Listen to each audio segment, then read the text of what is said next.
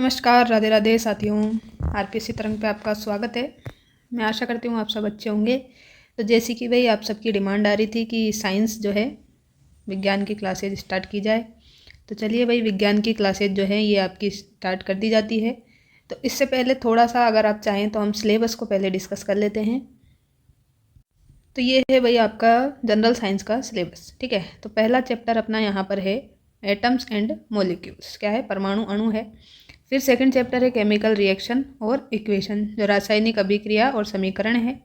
इसके बाद में आता है third chapter carbon and it's components, जो है कार्बन और उसके यौगिक। तो ये 3 चैप्टर जो है 3 अध्याय ये आपके दिए गए हैं।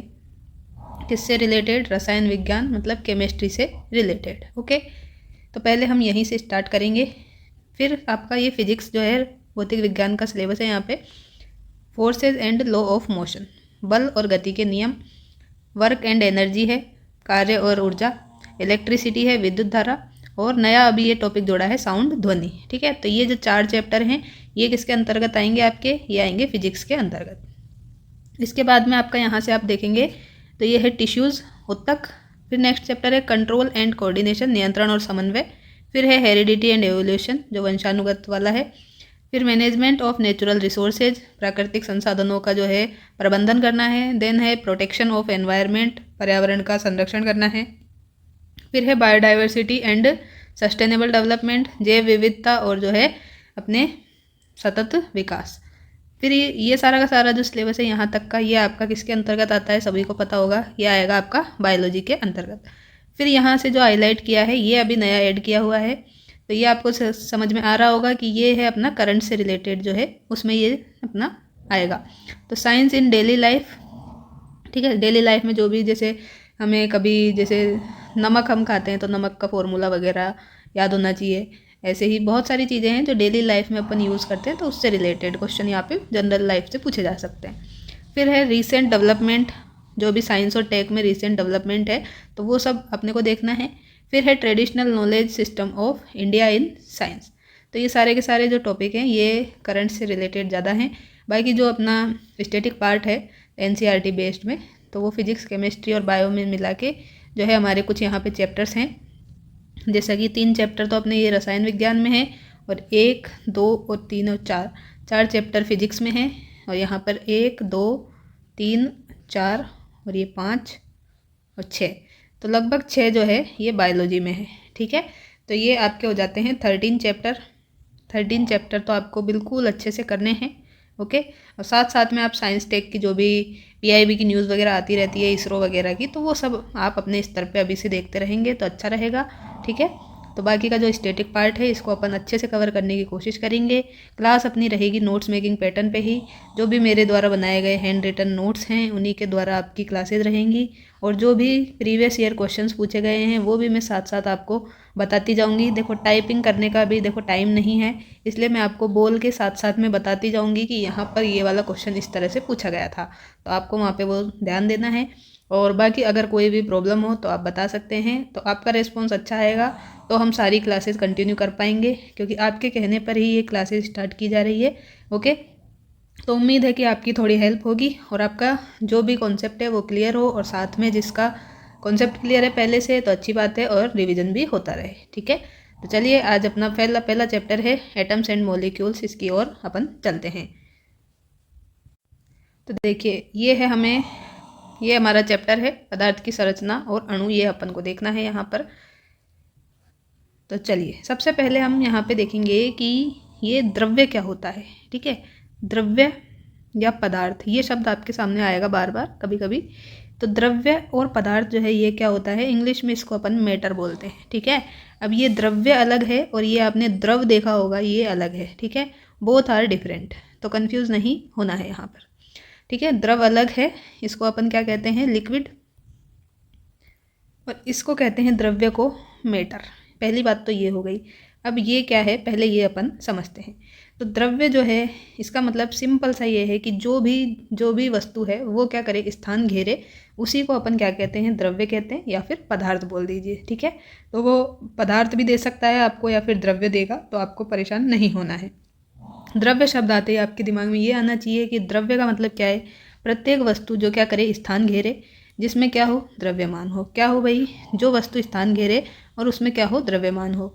जैसे कि आपके पास में अभी क्या है, हाथ में आपके पास में नोटबुक है, पेन है, तो वो क्या है, स्थान घेर रहा है, तो वो अभी क्या है, द्रव्य है। ओके, और स्थान घेर रहा है, उसका कुछ द्रव्यमान है, वेट है, तो वो द्रव्य है। अब आगे देखें तो इसमें जिसे क्या है, ज्ञानेंद्रियों के द्वारा महसूस भी किया जा सके, वही क्या कहलाता है, अपना द्रव्य या पदार्थ कहलाता है। जैसे देखो एग्जाम्पल में भी मैंने यहाँ लिखा हुआ है कि जल है अपने पास, पानी है, तो पानी कहीं अपने गिलास में भरा है, बाल्टी में, जहाँ पे भी भरा है, तो वो भी क्या कर रहा है, एक जगह घेर रहा है, उसका भी कुछ द्रव्यमान है, तो वो क्या है, अपने पास द्रव्य है। ठीक है, फिर ऐसे ही हवा है, हवा भी क्या है, जगह घेरती है। फिर नमक है, नमक हो गया, किताब हो गई, कंप्यूटर हो गया, कोई सी भी आप टेबल ले लीजिए। ठीक है, आप जहाँ पर खड़े हैं तो आप भाई अपन मनुष्य हैं, अपन भी आ गए इसमें। इसके अलावा जो भी कोई चीज़ है जो स्थान घेरती है, वो क्या कहलाती है, यहाँ पे स्थान क्या कहलाता है, द्रव्य कहलाता है। इसके अलावा अगर अपन देखें कि इसमें अगर अपन बात करें किसी भी इमोशंस की, ठीक है, जो भी अपने पास में इमोशंस हैं, अपनी भावनाएं हैं, वो द्रव्य में काउंट नहीं होती है। जैसे कि आपको कभी गुस्सा आ रहा है, क्रोध आ रहा है, ठीक है, प्रेम की भावना है, गुस्सा है, ईर्ष्या की भावना है, तो ये सब जो है, ये कोई स्थान नहीं घेर रही। ठीक है, तो ये सब क्या है, अपने पास द्रव्य के कैटेगरी में नहीं आएंगी।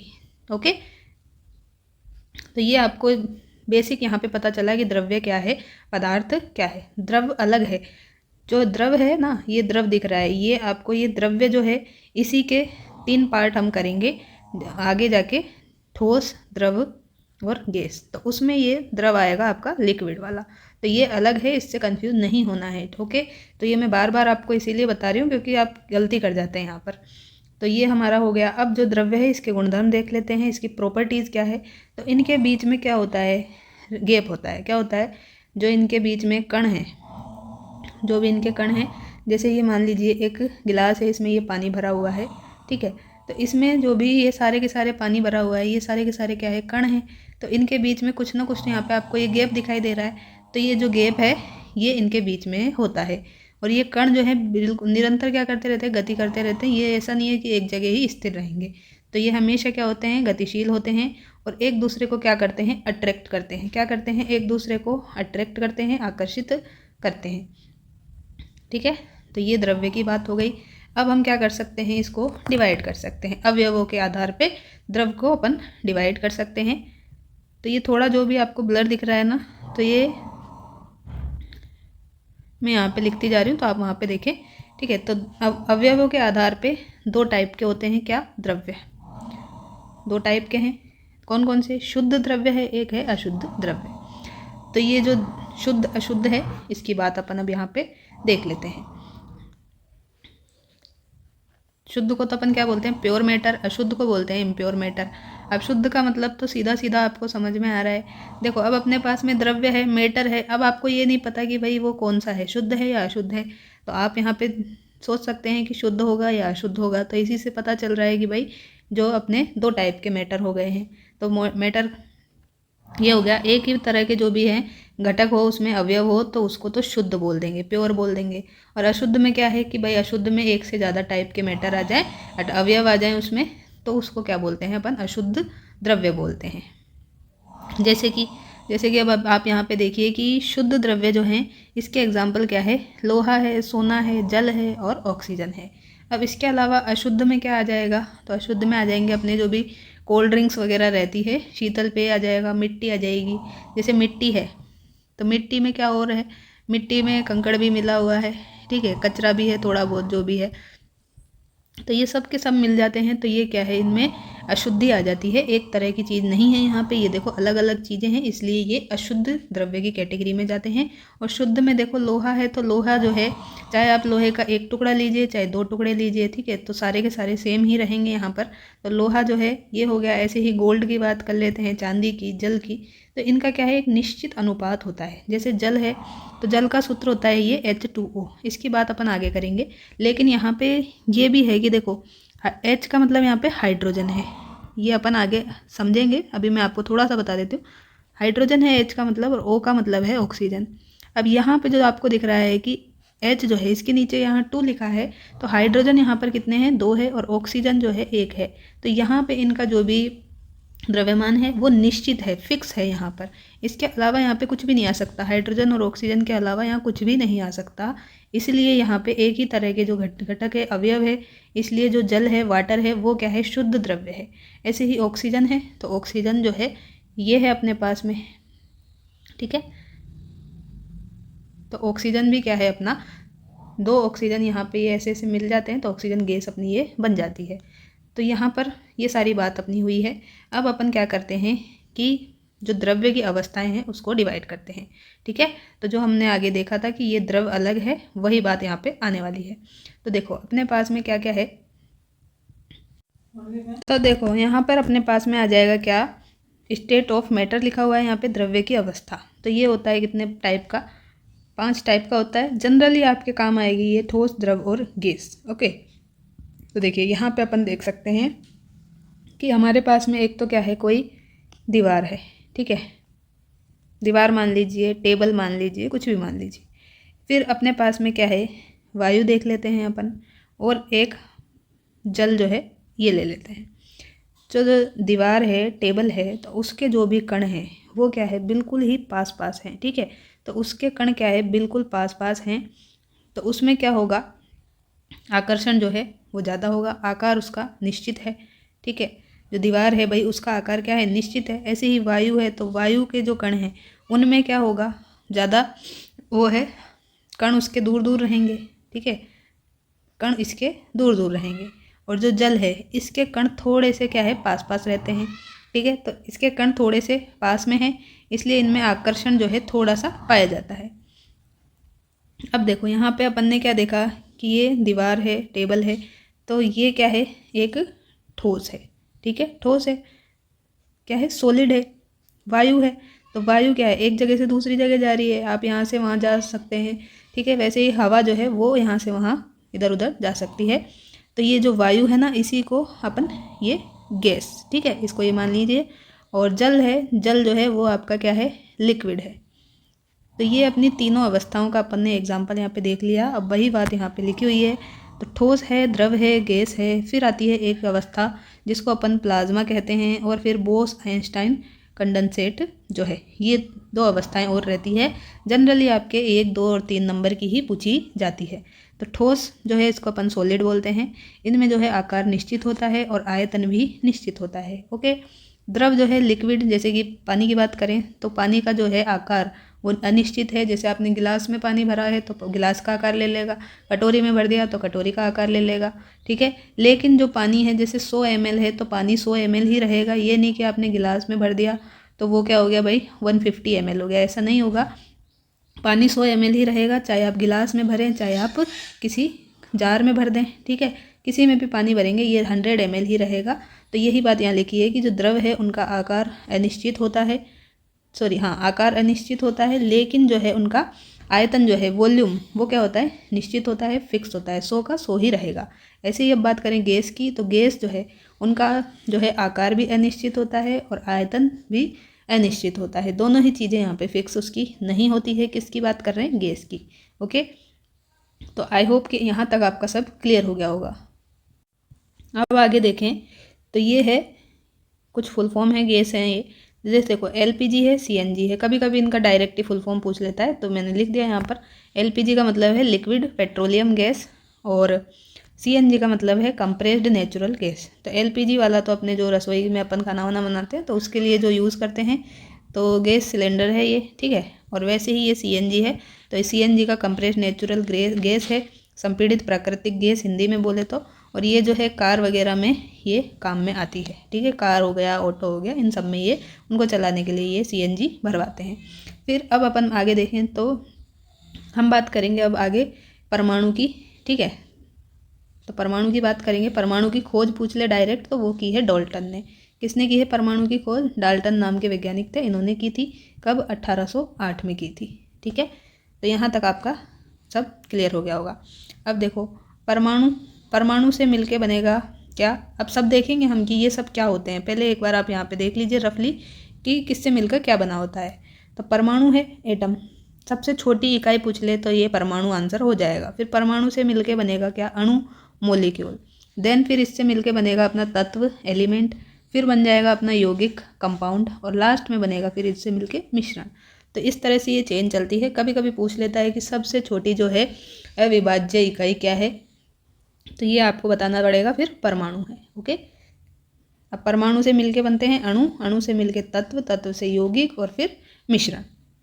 और सबसे पहले जो है परमाणु की जानकारी किसने दी, तो परमाणु के बारे में जो जानकारी दी है वो दी है महर्षि कणाद ने। किसने दी है? महर्षि कणाद ने दी है। जानकारी तो इन्होंने दी है, लेकिन खोज अगर पूछे, ठीक है, अगर खोज पूछ ले तो फिर आपको महर्षि कणाद नहीं करना है, आपको फिर डाल्टन करना पड़ेगा। ठीक है, तो ये यहाँ पे देखना है आपको कि पूछा क्या है। ओके, तो इजी क्वेश्चन को गलत करके नहीं चलना है। ओके, ध्यान से पढ़ना है कि परमाणु के बारे में क्या पूछा है, जानकारी सबसे पहले किसने दी है, ठीक है, तो महर्षि कणाद बताना है, और खोज किसने की है, तो डाल्टन ने 1808 में। ठीक है, अब हम देखते हैं कि ये परमाणु, अणु, ये सब हैं क्या। तो देखो भाई, ये है अपना परमाणु, इंग्लिश में अपन इसको एटम बोलते हैं।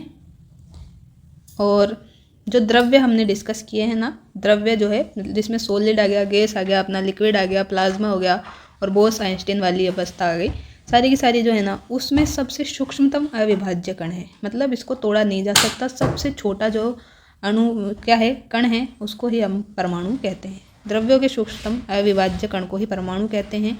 और आप अगर देखें दूसरी भाषा में, तो किसी पदार्थ या तत्व का छोटे से छोटा कण जिसे और अधिक छोटा नहीं किया जा सकता, ठीक है, तो जिसको और अधिक छोटा नहीं किया जा सकता, तोड़ा नहीं जा सकता, उसी को अपन क्या कहते हैं, परमाणु कहते हैं, एटम कहते हैं।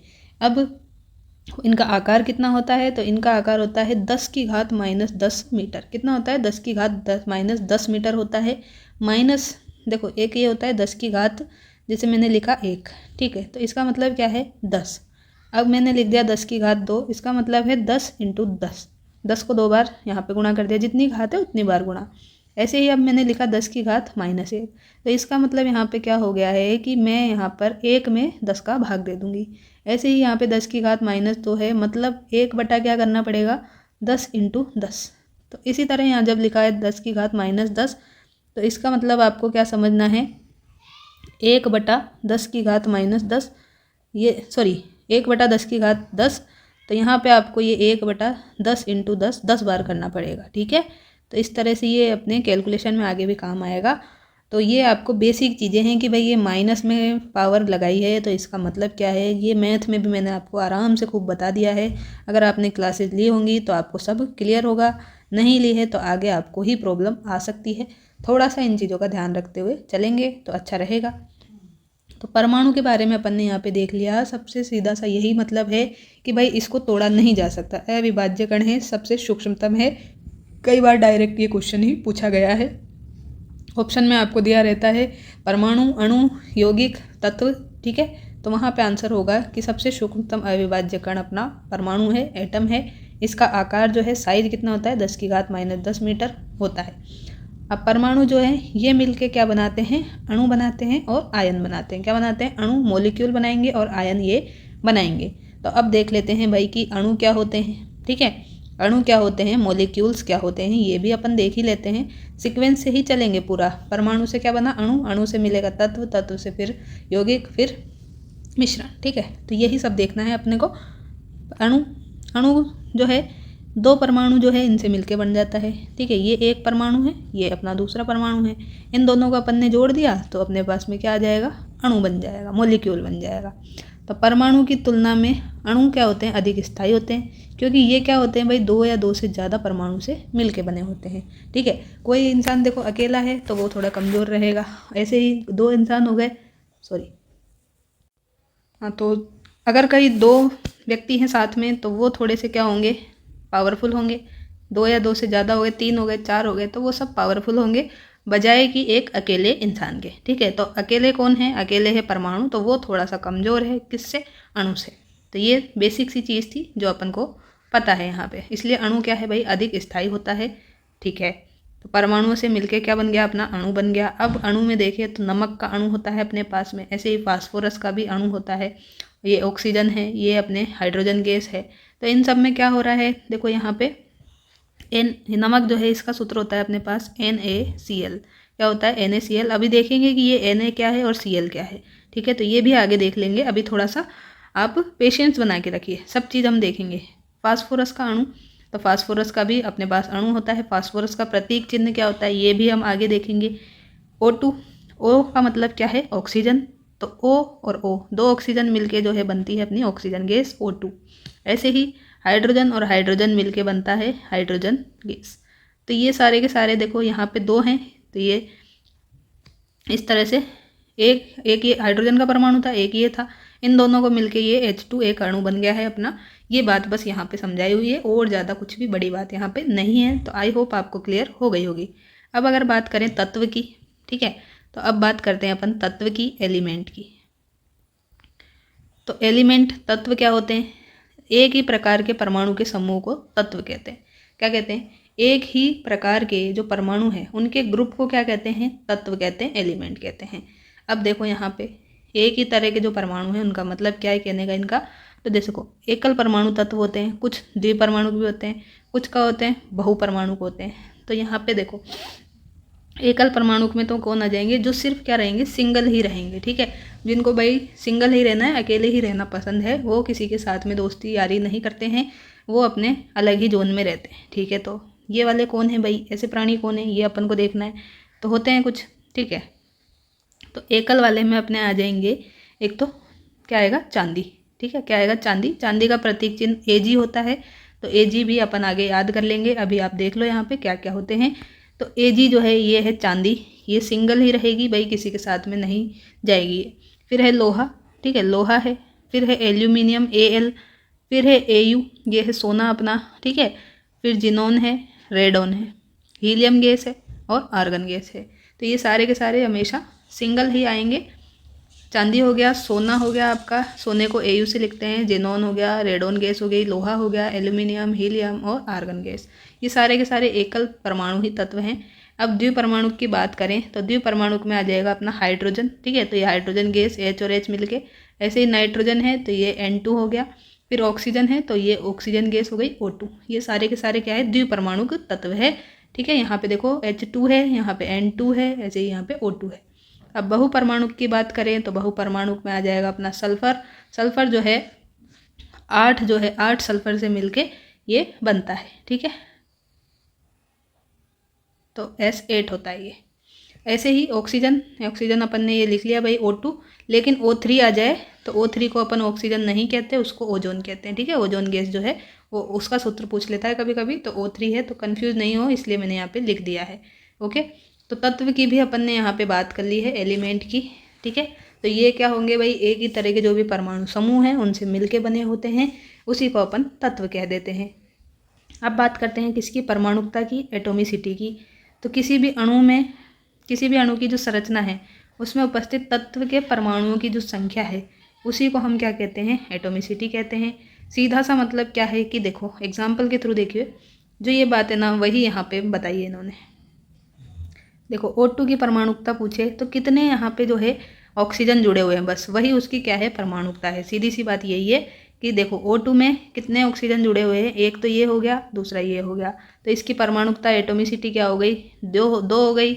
और इसी को अपन ने ये द्विपरमाणु तत्व भी बोला था, तो ये द्विपरमाणु हो गया, ठीक है। ऐसे ही यहाँ पे O3 है, तो O3 में कितने हैं?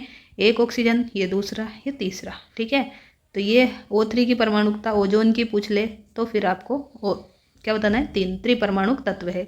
ऐसे ही P4 पूछ ले, P4 फास्फोरस की परमाणुकता, तो आपको 4 बतानी है, चतुष्परमाणु के।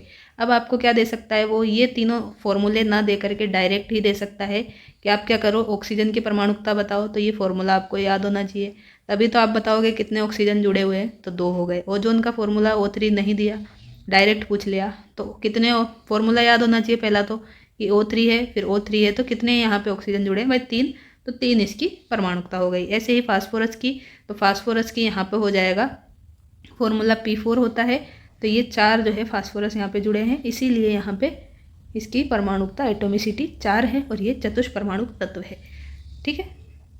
अब तक जो है अपने 118 तत्व खोजे जा चुके हैं, और पृथ्वी पर जो है बाहुल्य के आधार पे सबसे ज़्यादा क्या है वो सब देख लेते हैं। तो बाहुल्य के आधार पे देखो ऑक्सीजन जो है, ऑक्सीजन 46.6% है। फिर सिलिकॉन की बात करते हैं तो सिलिकॉन है 27.7% और एल्यूमिनियम है 8.3%, ठीक है। तो ये भाई एनसीईआरटी में ऐसे ही दिया हुआ है, तो मैंने लिख दिया है। पूछा जा सकता है कि भाई क्रम के आधार पे इनको जमाइए, पृथ्वी के बाहुल्य के आधार पे क्रम आरोही अवरोही क्रम में जमाइए। तो ऑक्सीजन पहले नंबर पे आएगी, देन अपने सिलिकॉन आ जाएगा और फिर एल्यूमिनियम। इस तरह से आप लिख सकते हो। ओके, अब हमने जो है अभी तक जो भी बात की है, क्या क्या बात कर ली है भाई अपन ने? परमाणु के बारे में देख लिया, सॉरी उससे पहले तो देखो अपन ने द्रव्य देखा। ठीक है, द्रव्य क्या होता है ये आपको समझ आ गया कि कोई भी जो भी वस्तु है वो स्थान घेरे वो सब द्रव्य की कैटेगरी में, मैटर की कैटेगरी में चली जाएगी। फिर द्रव्य को भी हमने दो पार्ट में डिवाइड किया, एक तो शुद्ध, दूसरा अशुद्ध। ठीक है, शुद्ध अशुद्ध में एक ही तरह के हो गए शुद्ध वाले, और एक से ज़्यादा वाले हो गए अशुद्ध वाली कैटेगरी में। फिर इनको भी हमने डिवाइड किया है। कैसे डिवाइड किया? द्रव्य को 5 टाइप में अपन ने डिवाइड किया है। जनरली 3 टाइप में ही सब बताते हैं, पर 5 टाइप याद रखेंगे तो आपके लिए ही अच्छा होगा। तो हमने देखा यहाँ पे ठोस देख लिया, द्रव देखा, गैस देख लिया, एक प्लाज्मा अवस्था भी होती है, ठीक है, और एक बीईसी बोस आइंस्टीन कंडेंसेशन अवस्था।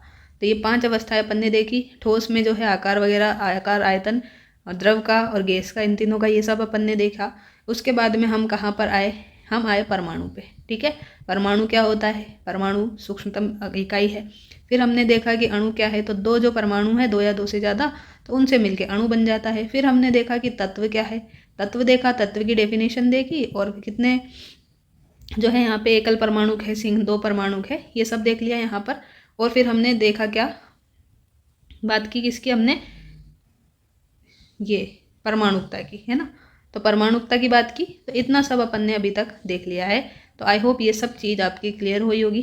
आगे अपन देखते हैं कि जो है तत्व जो है, एलिमेंट, ये कितने टाइप का होता है। ठीक है, तो तत्व कितने टाइप के होते हैं ये देख लेते हैं। तो देखो ये सब आपको वैसे पता ही होगा कि भाई ये एक तो धातु होती है, क्या होता है? धातु, दूसरा अधातु, तीसरा होता है उपधातु। ठीक है, मेटल है, नॉन मेटल है और मेटलॉइड है। 3 तरह के जो है अपने तत्व होते हैं। ओके, अब ठोस जो है वो किसे कहते हैं? ठोस नहीं, धातु, अधातु और उपधातु, इनमें डिफरेंस क्या होता है? तो ये मैंने यहाँ पे लिखा हुआ है, तो ये आप देखें आराम से कि देखो सारे के सारे जो भी ठोस हैं वो किस में आएंगे? अपने ठोस और कठोर जो हैं वो आएंगे धातु की कैटेगरी में। ठीक है, तो ठोस अवस्था और कठोर जो हैं वो सारे आ जाएंगे धातु मेटल की कैटेगरी में। अब किसको छोड़ के? मरकरी जो है, मरकरी, पारा इसको बोलते हैं, मरकरी या पारा, ये तो आपको याद रखना पड़ेगा भाई। ठीक है, मरकरी, पारा, और इसको Hg से प्रतीक करते हैं, तो ये आएगा। इसके अलावा जो भी है ना वो सारे के सारे धातु की कैटेगरी में है। अब ये जो देखो ये प्रतीक चिन्ह है, ये अभी अपन आगे देख लेंगे। तो इसमें प्रतीक चिन्ह में क्या करते हैं? देखो पहला जो अक्षर है ना वो तो कैपिटल लेटर में लिखते हैं, तो ठीक है, पहला जो लेटर है वो हमेशा कैपिटल लेटर में लिखेंगे, और बाद वाला जो अक्षर है, ठीक है, बाद वाला जो अक्षर है वो हमेशा स्मॉल में लिखेंगे। ठीक है, मतलब जो सेकंड लेटर है अगर उसमें आएगा सेकंड लेटर तो उसको हमेशा स्मॉल लेटर में ही लिखेंगे। जैसे कि यहाँ पे लिखा हुआ है, देखो Hg लिखा है ना, तो H बड़ा है, कैपिटल है, और G छोटा है। ऐसे ही हमने ऊपर देखा था, क्या देखा था? एक फॉर्मूला NaCl देखा था ना, तो यहाँ पे ये Na जो है ये एक साथ है, और ये Cl जो है ये एक साथ है। अब ये N जो है यहाँ पे कैपिटल है, और इसके साथ ये जो A है ये स्मॉल है, ये आपको दिख रहा है। ऐसे ही C जो है, C यहाँ पे बड़ा है और L यहाँ पे छोटा है, तो इसको अपन कहते हैं क्लोरीन। ठीक है, Cl मतलब क्लोरीन है, Na मतलब सोडियम है। अब सोडियम तो अपन जो है ये इंग्लिश में तो ऐसे लिख लिया, लेकिन इसको क्या है लेटिन, ये तो इंग्लिश में हो गया, लेकिन इंग्लिश में ना लिख के कभी कभी लेटिन भाषा में भी लिख देते हैं। तो लेटिन भाषा में सोडियम को कहते हैं नेट्रियम। क्या कहते हैं? नेट्रियम कहते हैं, NaTrium। तो यहाँ से Na इन्होंने ले लिया है। तो ऐसे थोड़ा सा प्रतीक चिन्ह हमें याद करने हैं, तो वो आगे जाके अभी हम याद कर लेंगे। पहले आप जो बेसिक थोड़ा सा है ना वो यहाँ पे देखते चलो। ठीक है, तो हम यहाँ पे देख रहे हैं भाई धातु जो है, धातु में आ जाएगा ठोस और कठोर होती है। और क्या होती है भाई? ऊष्मा की सुचालक होती है। ऊष्मा क्या होती है? जो भी अपन किसी चीज़ को क्या कर रहे हैं, गर्म कर रहे हैं, तो वो गर्म हो गई है, तो वो हीट दे रहे हैं उसको, तभी तो गर्म हुई है, हीट। ठीक है, तो ऊष्मा के सुचालक हो गए हैं। फिर तन्यता, तन्यता जो है मतलब क्या है कि उसको अपन खींच सकते हैं। ठीक है, तन्यता मतलब डक्टाइल जो है प्रॉपर्टी पाई जाती है, जैसे तार वगैरह हो गया तो उसको अपन खींच सकते हैं। आघात वर्धन्यता, तो इसको ठोकने पे तो क्या होती है, ये टूट जाती है। तो देखो तन्यता का मतलब तो मैंने क्या बताया आपको कि ये इसमें क्या है, कोई भी तार है ये, ठीक है, इसमें क्या है, खींचने का गुण है, ठीक है, तो इसको खींचा जा सकता है। ये बात तो क्या कहलाएगी, अपनी तन्यता कहलाएगी। अब इसके अलावा आघात वर्धन्यता जो शब्द है, इसका मतलब क्या है कि किसी चीज़ को अपन क्या करें, धक्का दें, हथौड़ा मारें उस पर, और हथौड़ा मार मार के उसको पतली चादर में क्या कर दे, चेंज कर दे, तो उसको क्या कहते हैं अपन, आघात वर्धन्यता कहते हैं। ठीक है, तो ये दोनों चीज़ आपको आई होप समझ में आ गई होगी। फिर धात्विक चमक, तो धात्विक चमक जो है ये होती है इसमें। फिर हाई मेल्टिंग पॉइंट होता है, हाई मेल्टिंग पॉइंट जो है ये होता है।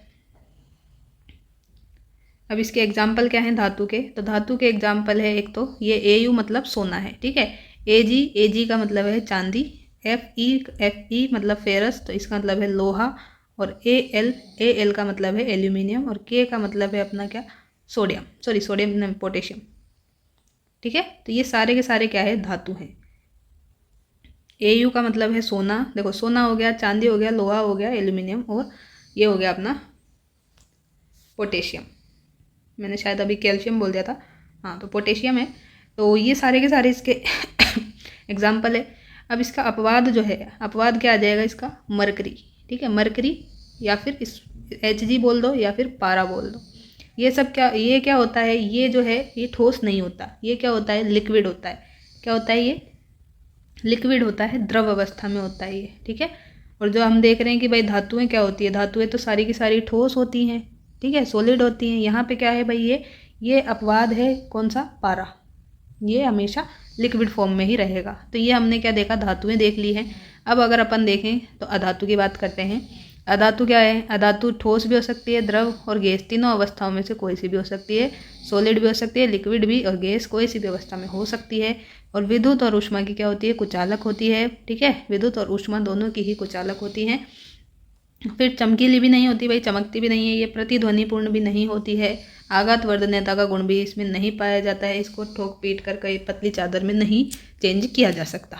ठीक है, अब इसके एग्जाम्पल देखें तो इसके एग्जाम्पल में आ जाएगा अपना सल्फर, ठीक है, ये सल्फर हो गया, ये अपना P मतलब फास्फोरस, ऑक्सीजन, ये हो गया नाइट्रोजन, ये है हाइड्रोजन, ठीक है, ये लिखा है कोल, कोल मतलब अपना कोयला वगैरह, ठीक है। तो ये सारे के सारे अपने क्या है, अधातु की कैटेगरी में है। अब इसका अपवाद क्या है, तो इसका अपवाद है ग्रेफाइट। क्या है इसका अपवाद, ग्रेफाइट है, ठीक है, कार्बन का ही अपर रूप है। आगे जाकर अपन देखेंगे कार्बन के अपर रूप, कार्बन यौगिक अपना अलग से ही चैप्टर है, तो उसको आराम से डिस्कस कर लेंगे, ठीक है, तो परेशान नहीं होना है यहाँ पे। जब जितना अभी आपका इस चैप्टर में है उतना देखते जाएंगे, बाकी की चीज़ें हम दूसरे चैप्टर में करेंगे, क्योंकि यहीं पर सब कर लेंगे तो फिर आपको कन्फ्यूज़न ज़्यादा हो जाएगा, ठीक है, तो ऐसा नहीं करते हुए चलेंगे अपन। अब लास्ट में अपना बचा है उपधातु, तो उपधातु को इंग्लिश में बोलते हैं मेटेलॉइड, और ये धातु और अधातु के दोनों के गुण रखता है, ठीक है, धातु अधातु जो है दोनों के गुण इसमें पाए जाते हैं उपधातु में। इसके एग्जाम्पल की बात करें तो इसके एग्जाम्पल है बोरोन, सिलिकॉन और जर्मेनियम। क्या है, यहाँ पे लिख देती हूँ, बोरोन है, सिलिकॉन है, और एक क्या है, जर्मेनियम। इसके अलावा भी हैं, तो अभी तो आप इतना ही ध्यान रखें, ज़्यादा आपके ये डायरेक्ट सिलेबस में तो है नहीं, पर ये क्या है भाई, तत्व के भाग थे इसलिए मैंने आपको ये बता दिया। हमारे तो परमाणु अणु इसके बारे में ज़्यादा अपन को देखना है, ठीक है, तो ये सब हमने देख लिया। अब आते हैं किस पे, यौगिक पे, ठीक है, तत्व तक की बात कर ली। अब तत्व से मिलकर क्या बनेगा, यौगिक बनेगा, यौगिक मतलब कंपाउंड, ठीक है, तो कंपाउंड की बात कर लेते हैं। तो भिन्न भिन्न तत्वों के दो या दो से अधिक कणों के जो रासायनिक बंध है उनसे बने को क्या कहते हैं, यौगिक। तो सीधा सा ये मतलब आप समझिए, डेफिनेशन आप देख लेना, PDF दे दूंगी मैं। तो सीधा सा मतलब ये है यहाँ पे यौगिक से कि भाई अपने पास में जो भी क्या है यहाँ पे अलग अलग तत्व हैं, ठीक है, अलग अलग तत्व हैं, तो उनसे मिलके, ठीक है, उनके बीच में कोई क्रिया हो रही है और उनसे मिलके क्या बने, अपना एक नया पदार्थ बन जाए, तो उसको अपन क्या कहते हैं, यौगिक कहते हैं। जैसे कि ये नमक है अपने पास में, ठीक है, ये नमक है, नमक का डायरेक्ट अपन नमक नहीं लिखते हैं भाई, केमिस्ट्री की भाषा में इसको NaCl लिखते हैं, और इंग्लिश में इसको बोले तो कभी कभी सूत्र भी पूछ लिया जाता है कि सोडियम क्लोराइड जो है ये बताइए, या फिर नमक का सूत्र बताइए। ठीक है, तो नमक का सूत्र अगर पूछे तो आपको बताना है NaCl, सोडियम क्लोराइड। ऐसे ही जल का सूत्र आगे से पूछ ले, कभी ऑप्शन में दिया रहे, तो H2O हो जाएगा। ठीक है, H2O हो जाएगा। अमोनिया, अमोनिया जो है ये होता है अपने पास में NH3। क्या होता है? NH3 होता है। ये आपसे नहीं पूछेगा, लेकिन ये सब आपको क्यों आना चाहिए? क्योंकि आपको आगे जा कर के अभी परमाणु भार देखना है। ठीक है, प्रोटॉन, न्यूट्रॉन, समभारिक, ये सारी की सारी चीज़ें आपको पढ़नी है आगे जाके, तो आपको आगे प्रॉब्लम ना आए। ये तो समझ में आए कि भाई ये बात किसकी कर रहे हैं अपन, ये यौगिक है। ठीक है, और ये प्रतीक चिन्ह यहाँ से कैसे आए, ये Na क्या है, Cl क्या है, H क्या है, O क्या है, तो ये सारी की सारी चीज़ें अभी मैं आपको बताऊंगी। थोड़ा सा और 10 मिनट का पेशेंस और रखें आप, कि ये सब चीज़ें याद कैसे करनी है और कैसे हम इनको फाइंड आउट करेंगे। ठीक है, तो यौगिक का मतलब समझ में आ गया कि जो भी भाई दो तत्व हैं डिफरेंट, उनसे मिलके ये बन जाएगा। ठीक है, तो ये हो गया अपना। अब मिश्रण की बात करते हैं। ठीक है, लास्ट में अपना क्या था, मिश्रण ही था। एक बताया था ना फ्लो चार्ट मैंने, कि परमाणु आएगा, परमाणु से तो मिलके अपन ने क्या बनाया, अणु, अणु से मिलके फिर क्या बना था, तत्व, तत्व से मिलके फिर यौगिक, और लास्ट में अपना आ जाएगा क्या, मिश्रण। तो ये इस तरह से चेन चलती है। ओके, तो ये सारा अपन ने देख लिया यहाँ पे। अब इसमें शुद्ध वाले कौन से हैं, तो ये तत्व और यौगिक, ये तो क्या है, शुद्ध है द्रव्य। और ये मिश्रण जो है ये क्या है, इसमें जैसे मिट्टी, कंकड़, पत्थर, ये सब आ गए ना इसमें, तो ये क्या है, अशुद्ध द्रव्य की कैटेगरी में। अगर ऐसे भी पूछ ले, वैसे आपसे नहीं पूछेगा जनरली, क्योंकि ये बेसिक पार्ट है। तो ये हो गया। अब अपन को देखना है ये लास्ट वाला मिश्रण। ठीक है, तो मिक्सचर की बात करते हैं। तो मिक्सचर तो आपको समझ में आ ही रहा है कि भाई दो या दो से अधिक तत्वों और यौगिकों को अनिश्चित मात्रा में, कोई फिक्स मात्रा नहीं है इसमें, ठीक है, अनिश्चित मात्रा है, उनको मिलाने से जो भी नया पदार्थ बनेगा उसी को अपन मिश्रण कहेंगे। ठीक है, इसमें केमिकल बॉन्ड वगैरह नहीं होते हैं, कोई रासायनिक बंध वगैरह नहीं होते हैं। जैसे कि आपके क्या है, गार्डन में मिट्टी पड़ी है, घर के बाहर मिट्टी पड़ी है, पत्थर पड़े हैं, कंकड़ पड़े हैं, कचरा पड़ा है, तो वो सब क्या है, एक तरह का मिश्रण है। ठीक है, तो इसमें कोई निश्चित अनुपात नहीं है, यहाँ पे कोई रासायनिक बंध वगैरह नहीं है। तो ये सबसे बढ़िया एग्जाम्पल है इसका, तो ये आप देख सकते हो। तो इसमें भौतिक विधियों जैसे छानना हो गया, क्रिस्टल हो गया, आसवन, इससे अपन इसको अलग कर सकते हैं। अब आगे देखें कि देखो क्या देखेंगे, कि जो यूरिया है, नमक है, शक्कर है, इनका जल में मिलना, ये क्या कहलाता है, समांगी मिश्रण। और वायु में विभिन्न गैसों का मिलना, ये क्या है, ये भी समांगी मिश्रण है। तो ये तो ठीक है। अब ये देखें कि समांगी, समांगी, विषमांगी, ये है क्या। ठीक है, तो ये मिक्सचर जो है अपना, ये भी दो टाइप का है, समांगी और विषमांगी। तो ये हमें कैसे पता चलेगा, कि देखो आपने क्या देखा है अपने घर में, ये तो देखा ही है कि क्या है, अपने पास में पानी है। ठीक है, पानी में अपन ने क्या मिलाया, नमक मिला दिया। पानी में नमक मिला दिया, तो क्या आप उस पानी में से नमक को अलग कर सकते हो, नहीं कर सकते हो। पानी में आपने चीनी मिला दी, तो भी आप उसको अलग नहीं कर सकते, घोल दिया आपने उसको, तो पानी को, चीनी को आप अलग नहीं कर सकते। वहीं अगर आप देखो कि आप क्या कर रहे हो, मान लीजिए आपको दाल बनानी है, तो दाल बनानी है तो दाल को पहले आपको क्या करना पड़ेगा, साफ़ करना पड़ेगा। उसमें कंकड़ पत्थर, कुछ छोटी मोटी जो भी अशुद्धि है वो हटानी पड़ेगी ना, तो उसको आप अलग कर सकते हो, उसको आप अलग कर सकते हो। ऐसे ही मिट्टी है, तो मिट्टी में आप उसको भी छान करके क्या कर सकते हो, मिट्टी जो है उसमें से कंकड़ वाले जो है उसको अलग कर सकते हो। बजरी है, मान लो बजरी किसी घर में काम चल रहा है, तो बजरी को भी आप क्या है, छान करके अलग कर सकते हो। उसमें भी कंकड़ पत्थर जो रहते हैं वो सब अलग हो जाते हैं। तो ये सब चीज़ें हैं जो छोटे छोटे एग्जाम्पल है, अपन घर में देखते ही हैं, तो इन सबको अपन देखते हैं। तो इसी से अपना हो गया कि देखो समांगी और विषमांगी। तो विषमांगी में तो क्या आ जाएगा, कि जो हमने क्या किया है, समांगी में होमोजीनियस, इसमें हम इसको अलग नहीं कर सकते। जैसे कि हमने क्या किया, एक गिलास जो भी पानी है उसमें क्या किया, पानी में नमक मिला दिया, शक्कर मिला दी, या फिर आपने क्या बना ली, शिकंजी बना ली। ठीक है, या फिर कोल्ड ड्रिंक है, तो कोल्ड ड्रिंक में भी निश्चित अनुपात में क्या रहते हैं, सब चीज़ें रहती हैं, उसको भी आप अलग नहीं कर सकते। ठीक है, तो ये सब क्या है, मिश्रण के सभी घटक जो एक ही अवस्था में होते हैं। ठीक है, तो ये सब इसमें आ जाएंगे। अब विषमांगी में क्या हो जाएगा, विषमांगी में हम क्या कर सकते हैं, इनको अलग कर सकते हैं। तो क्या समझ में आया आपको समांगी से? समांगी जो है होमोजीनियस, इसका मतलब कभी कभी देखो सजातीय भी लिख देता है इसकी जगह। तो इसका मतलब ये है कि इसमें क्या हो, घटक समान रूप से क्या हो, डिवाइड हो जाते हैं। ठीक है, सब जगह एक जैसी संरचना ही दिखती है, अलग अपन इसको नहीं कर सकते। ठीक है, सिंपल सा ये है कि इसको अपन अलग नहीं कर सकते। विषमांगी में क्या कर सकते हैं भाई, इसमें अपन घटक जो है उसको अलग यहाँ पे कर सकते हैं। घटक यहाँ पे समान रूप से डिवाइड नहीं होते हैं और इनके बीच में जो भी अशुद्धियाँ वगैरह हैं उनको अपन अलग कर सकते हैं। ठीक है, तो ये हमने यहाँ पे देख लिया। इसका एग्जाम्पल, पानी में अपन ने नमक मिला दिया, शक्कर मिला दी, या फिर शिकंजी बना ली अपन ने, कोल्ड ड्रिंक हो गई। तो ये सब अपना किसका एग्जाम्पल है, समांगी का। अब विषमांगी का क्या एग्जाम्पल होगा, तो विषमांगी में एग्जाम्पल मैंने बताया था आपको कि ये हो गया दूध, बादल, धुआं, ये सब हो गया। इसके अलावा अगर देखें तो रेत और पानी का जो मिश्रण है ये भी क्या हो जाएगा, विषमांगी हो जाएगा। ठीक है, तेल का और पानी का मिश्रण है, क्योंकि तेल के ऊपर ही क्या तैरता रहता है, सॉरी पानी के ऊपर तेल तैरता रहता है, यहाँ पे मिलता नहीं है उसमें। ठीक है, ऐसे ही लोहे का बुरादा है, तो वो अगर अपन ने किसी में डाल दिया तो अपन उसको अलग कर सकते हैं। ऐसे ही दाल हो गया, दाल और कंकड़ वाला एग्जाम्पल हो गया। तो ये सारे के सारे क्या है, विषमांगी के एग्जाम्पल है। ठीक है, तो इतना आपके लिए पर्याप्त है यहाँ पर। फिर अपन बात करें कि भौतिक परिवर्तन, रासायनिक परिवर्तन क्या होते हैं। अभी इसमें से एक क्वेश्चन आया था, तो वो देख लेते हैं भाई। भौतिक परिवर्तन, फिजिकल चेंजेज और केमिकल चेंजेज, ये क्या होते हैं।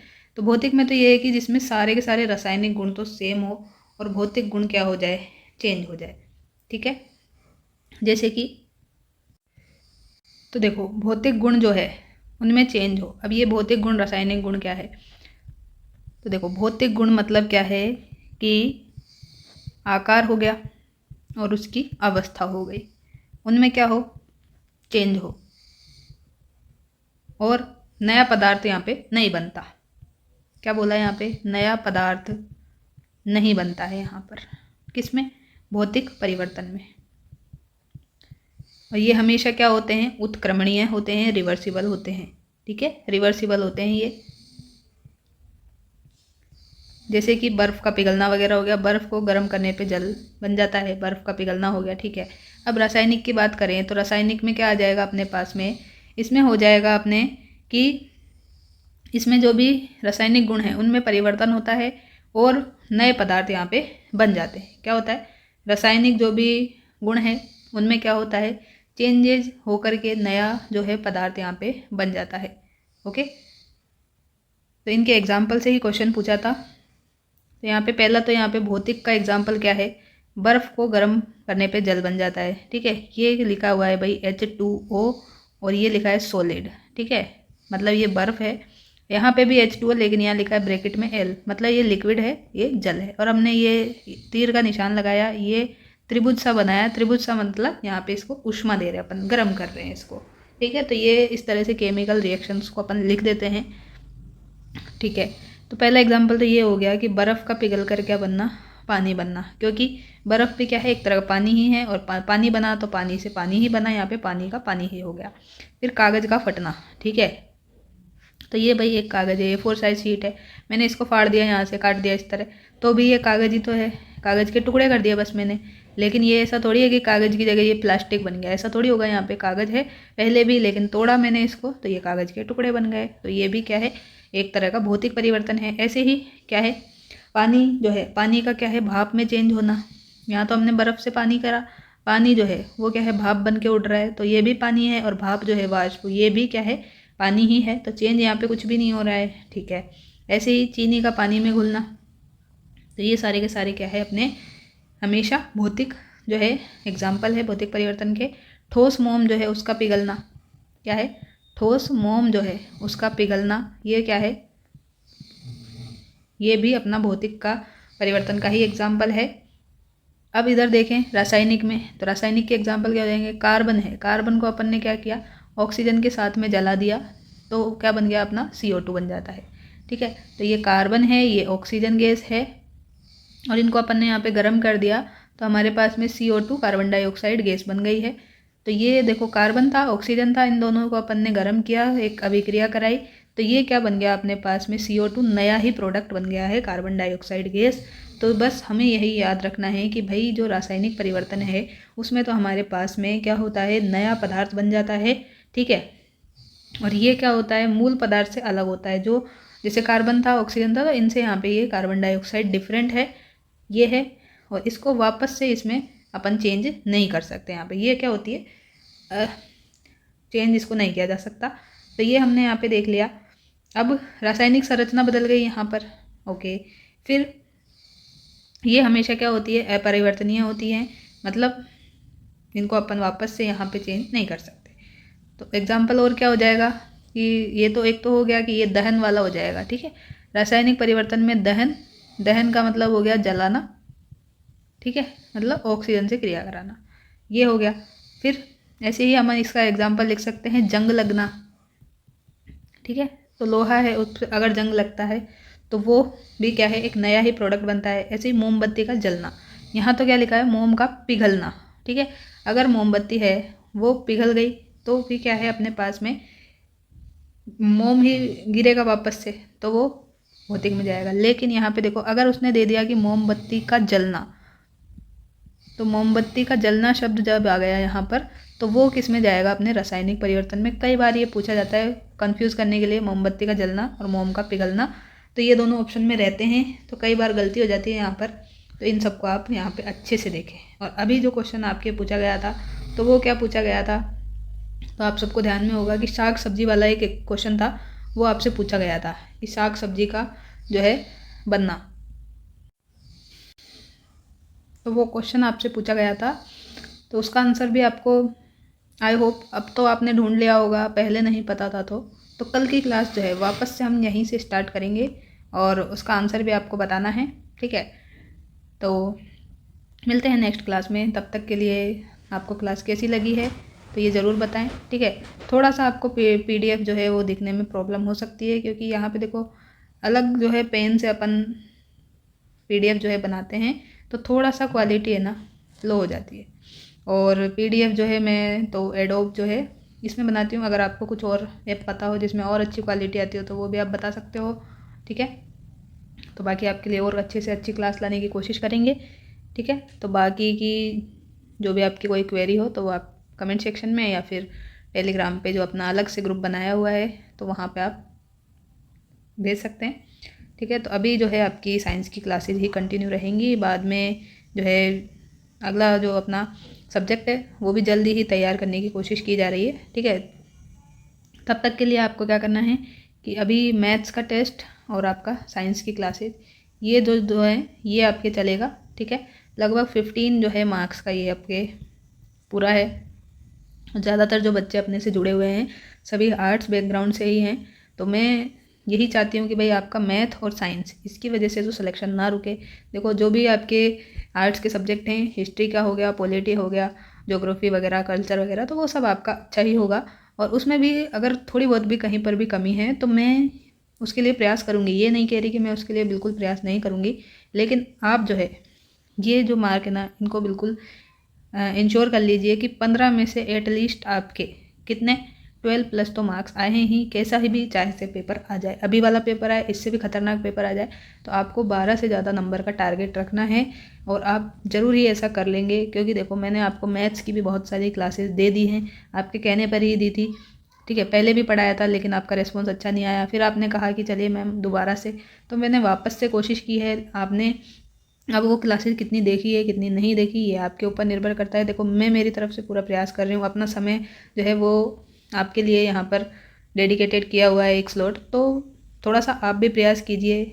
आप ऐसा ना सोचें कि आप नहीं सीख सकते, नहीं कर सकते, जब हम कर सकते हैं। देखो मैं आपके लिए जो है हिस्ट्री जैसा सब्जेक्ट पढ़ सकती हूँ, पॉलिटी जैसा सब्जेक्ट पढ़ सकती हूँ, तो फिर आप जो है साइंस और मैथ से इतना क्यों घबरा रहे हैं। बिल्कुल आप भी पढ़ सकते हैं, आप भी एक बहुत ही अच्छे जो है टीचर हैं, तो आप बिल्कुल कर सकते हैं। खुद पे भरोसा बना के रखिए और जहाँ से भी पढ़ रहे हैं वहाँ पर भी तो बिल्कुल निश्चित ही आप जो है ये जो आपका डर है ये बिल्कुल ख़त्म हो जाएगा। और क्लास अगर अच्छी लगी है तो अपने दोस्तों को भी शेयर कर देना और वापस से हम पहले के पैटर्न पे ही अपनी क्लासेज रखेंगे, ठीक है। थोड़ा सा टाइम अपने को लग सकता है, लेकिन जो भी आपको कंटेंट दिया जाएगा वो क्वालिटी कंटेंट ही देने की कोशिश की जाएगी। बाकी आपको जो कैसा भी कंटेंट लगता है तो वो आप ज़रूर बताएं। मिलते हैं नेक्स्ट क्लास में, तब तक के लिए thank you, take care, bye bye.